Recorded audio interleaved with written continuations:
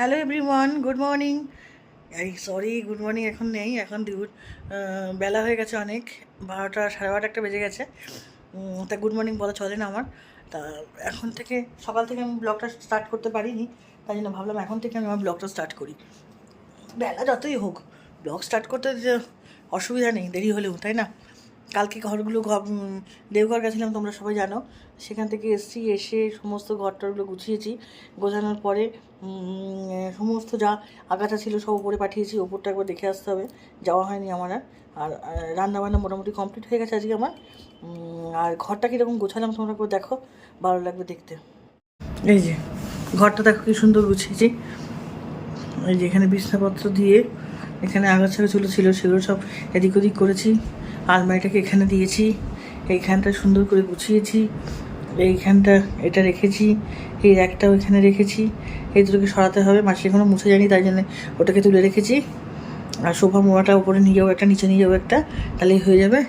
আর এই যে এখানটা মেয়ের আলমারির ওপরটায় রেখেছি এটা, আর হচ্ছে এইখানটা রেখেছি এটা। এই ছবিগুলো ভালো লাগছে না বলো, এক একটা রাখা। আর এই জানলাটা গোছানো সম্পূর্ণ, ঝাড়াঝুড়ি পরিষ্কার পরিচ্ছন্ন করা, কতদিন থাকবে আমি জানি না, করেছি। আর এসিটা কালকে ঠিক করলাম, তাহলে খুব গরম লাগছিল। এসিটা ঠিক করে দিয়ে গেছে, একেবারে নতুন করে রিপেয়ার করে দিয়ে গেছে। ব্যাস এখন দারুণ হাওয়া আসছে, কোনো অসুবিধা নেই, গরমের ভাব বোঝাই যাচ্ছে না। পর্দাটা একটু টেনে দিই। চলো রান্নাঘরে যাওয়া যাক, চলো রান্নাঘরে যাই।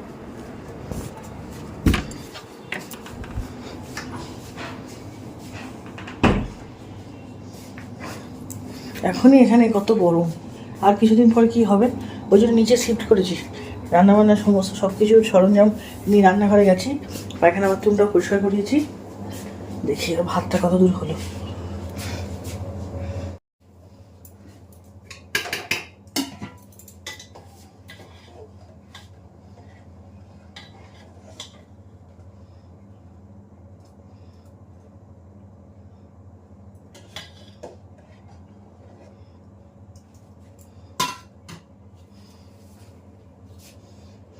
আজকে কী কী রান্না হয়েছে তোমাদের সঙ্গে একবার এক ঝলক দেখিয়ে দিই।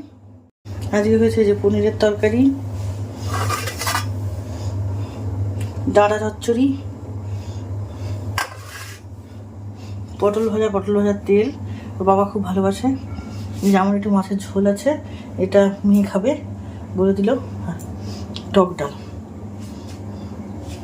ব্যাস। আর ভাত তো হয়ে গেছে। আর এখানে হচ্ছে মেয়ে বলে একটু বাসমতি চালের ভাত খাবো, তাই জন্যে চালটা বসিয়েছি।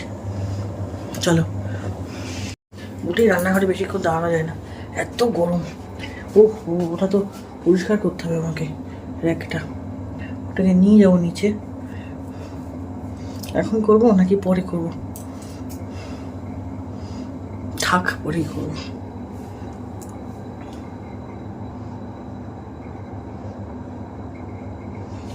চলো একটুখানি বিশ্রাম নিই, কারণ হচ্ছে ওই পাটাকে একটু বিশ্রাম নেওয়ার দরকার, তো ওই নোংরাটা ফেলা হয়নি, নোংরাটা ফেলে আসে।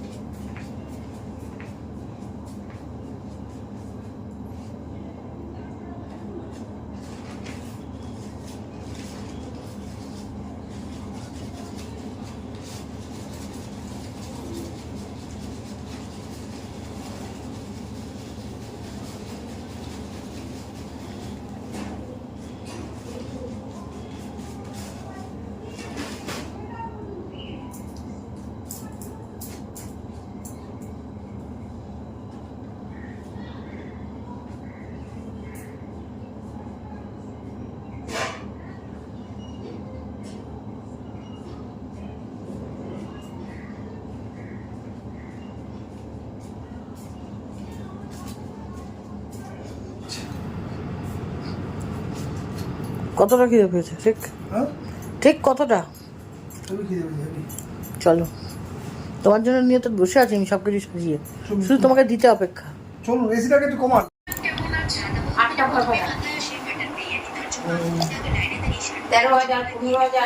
বাবা 12,000। তো ওরা খাবে না, তোকে আমরা খাবো? সেটাই তো বলছি, আর নিজেরা খেলাতে হয়, নিজেরা কতটা খাবো, আবার তো কত করে উঠবে। মাংস হয়ে গেলে 1 কোটি ব্যাংকের কাছে একদিন সবজি বেচতে আসে, মেয়ের বাড়ি কাছে পাশাপাশি দিয়ে আসলো, সে নিয়ে যাবে। তার আবার পয়লা বৈশাখে দুর্গা পুজো জামা কাপড় দেয়, মেয়ের বাড়ি কিনে কিনে গেলে মেয়েই পাঠায়।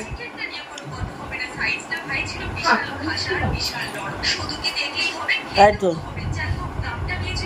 আবার দুটো ব্যাংকে চাকরি করতে রিটার্ন হয়ে গেছে, দুটো হিসাব একটা ভালো মতো দুটো আবার 30,000 টাকা দিছে এই রেখেছে।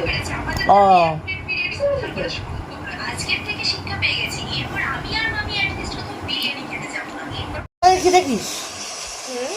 মানে কি দেখিস? খেতে গেলে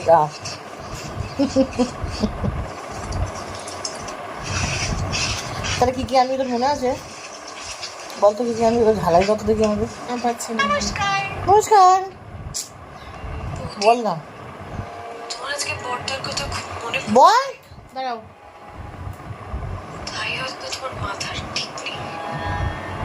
কার কথা মনে পড়বে? পর্দার কথা। সে তো সব থেকে বড় বিশ্বাসঘাতক। সে সারাটা জীবন শুধু তার ভাইয়ের কথা ভেবে গেছে, তার পরিবারের কথা ভেবে গেছে। সে বল না কি আনবি। আমার কথা আলাদা করে ভাব। হ্যাঁ কি আনবি বল। শ্যাম্পু, ব্ল্যাক পেপার, আর হচ্ছে আর কি ভুলে গেছি, আর হচ্ছে বিট লবণ, আর হচ্ছে বডি ওয়াশ, আর হচ্ছে নেল পলিশ, আর হচ্ছে অ্যাঙ্কলেট।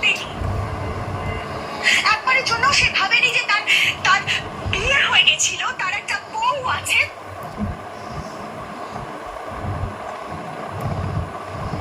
শ্রীময়ী দেখবা? না এই কথা তো।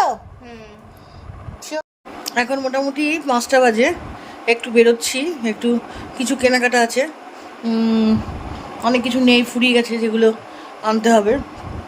একটু যাই বাজারের দিকে, গিয়ে তাড়াতাড়ি চলে আসবো, দেরি করবো না।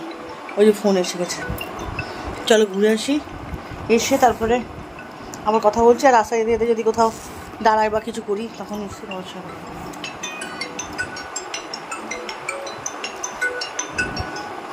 সব হ্যাঁ, হ্যালো, এই তো বেরোচ্ছি, এখনো আসেননি উনি। ঠিক আছে, দাও।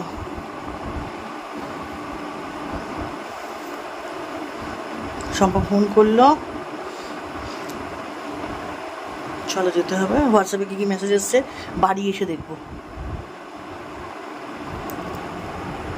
চলো নামি যতক্ষণ আমি, রান্নাঘরটাও দেখতে হবে কী অবস্থায় আছে। ওই নিচের রান্নাঘরটা রেডি করছি, আর এর থেকে বেশি কিছু করবো না, সব কিছু গোছানো হয়ে গেছে। এখানে মা রান্না করতো, আমার শাশুড়ি মা, সেই পুরনো স্মৃতি অনেক আছে। আবার আমি এখানে এসেছি, কারণ হচ্ছে ওপরে খুব গরমে থাকা যায় না একদম, তাই জন্য নিচে শিফট করবো। তাই জন্য এখানে একটু গুছিয়ে নিয়েছি, আর একটু গুছাতে হবে বাকি আছে কিছু, তারপরে এখানে রান্না করবো। চলো এখন বেরোই, দরজাটা দিয়ে দিই, লাইট অফ করে দিই।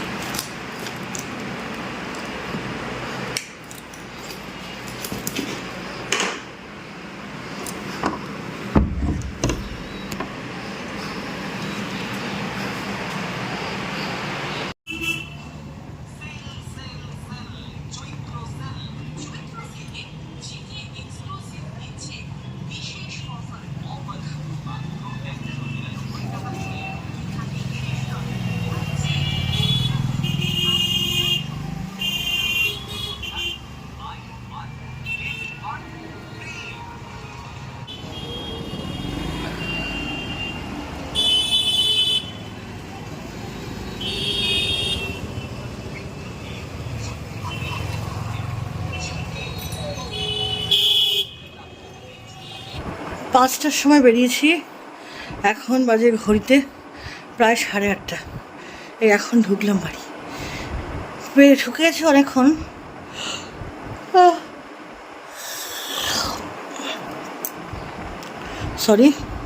ঢুকে গেছি অনেকক্ষণ, ওই তারুর সঙ্গে বসে কথা বলছিলাম, তারুদের বাড়িতে গেছিলাম, তা ওখানে আমি ভিডিও নিইনি, ওই কথা বলছিলাম কী আর ভিডিও নেবো, তাই বাড়ি এলাম এসে এখন একটুখানি ল্যাট খাবো, খেয়ে তারপরে 10 মিনিট মতন জামা কাপড়টা খুলতে যতক্ষণ সময় লাগে, তারপরে তরকারি কাটবো, তরকারিগুলো কেটে তারপরে সঞ্জুকে একটুখানি রুটি খাবে বললো, একটুখানি ভাজি করে দেবো, ভাজি করে দেওয়ার পরে ওই দিয়ে খেয়ে নেবে রুটি। ঠিক আছে চলো দেখতে থাকো, এখনও অনেকটাই পথ চলা বাকি তোমাদের সাথে।